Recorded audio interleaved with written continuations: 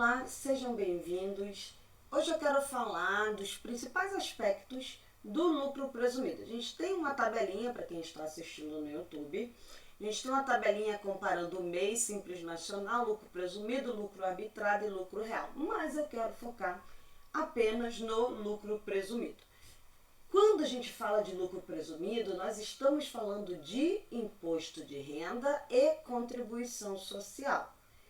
Bom, quando eu falo do imposto de renda, a alíquota é 15%, mais 10% de adicional, e na CSLL, contribuição sobre o lucro líquido, eu tenho 9%. A apuração do meu lucro presumido, ela é trimestral. E como é que a Receita Federal, que a gente está falando de um tributo federal, como a Receita Federal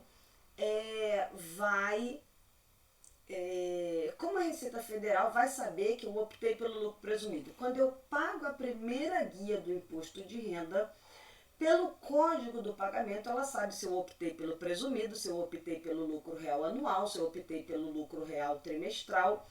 Então, através da primeira guia do imposto de renda, é quando eu faço a opção do regime tributário do ano. Optei pelo lucro presumido, descobri que não era uma boa, que eu deveria ter ido para o real. Tem como mudar? Não, só no ano seguinte. Você deverá ficar o ano inteiro no lucro presumido e aí no ano seguinte você pode trocar. A não ser que você tenha alguma situação que te obrigue ao lucro real. Por exemplo, recebi lucro do exterior, isso é uma situação que te obriga ao lucro real. Aí você sai. No trimestre em que você recebeu o lucro do exterior, você sai do presumido e vai para o real. Tirando essa situação, não. Você escolheu o presumido, você vai ficar presumido até o final do ano. A não ser que tenha alguma situação que te obrigue ao lucro real. O lucro presumido, o regime de caixa é eu tributar o que eu recebi no trimestre. O regime de competência é tributar o que eu faturei no trimestre. Então, se eu optei pelo caixa, é caixa o ano inteiro. Se eu optei pela competência, é competência o ano inteiro. E aí você pode falar assim, tá, mas então por que eu não opto pelo regime de caixa que eu só vou pagar quando o cliente me pagar?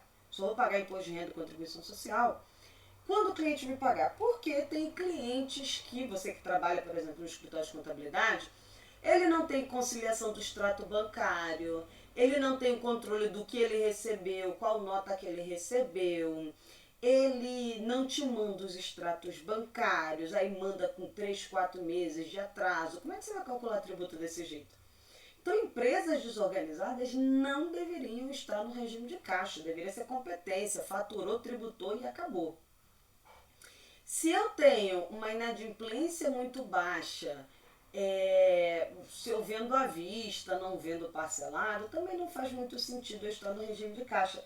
Por quê? Porque o que você faturou é basicamente o que você recebeu. Então, você só vai ter mais trabalho, entende? Não vai fazer uma diferença no teu fluxo de caixa o pagamento desses tributos pelo caixa ou pela competência. A contabilidade para fins tributários ela é opcional, porque eu posso apresentar livro caixa. E o lucro presumido, ele é tributado com base na receita. Então eu tiro o cancelamento, desconto incondicional, devolução, IPI, ICMS, ST e ICMS normal não sai da base. E ajuste ao valor presente. Então tiro essas deduções da minha receita para calcular o imposto de renda e a contribuição social. O limite anual do faturamento, 78 milhões de reais. Se ultrapassar, no ano seguinte, estou obrigado ao lucro real. INSS patronal, aqueles 20% sobre a folha, e o INSS de terceiro não estão inclusos, ok? A distribuição de lucro, se eu tenho contabilidade, eu vou distribuir o lucro contábil. Se eu tenho livro caixa, eu vou distribuir a margem de presunção. Vou fazer um episódio mostrando como distribuir o lucro, não se preocupe. E por fim, o que a gente tem aí? A provisão. Então eu provisiono o imposto de renda, se eu tiver retenção eu compenso e se ainda assim eu tenho algo para pagar, eu pago. Faço isso para o imposto de renda, faço isso para a contribuição social, provisão, compensação e pagamento, tá? Também darei um exemplo, gravarei um episódio falando de retenção na fonte, de imposto de renda e contribuição social. Bom, dito isso, siga a gente nas redes sociais, curta, compartilhe, ajude este canal a crescer. Muito obrigada pela sua audiência e até breve.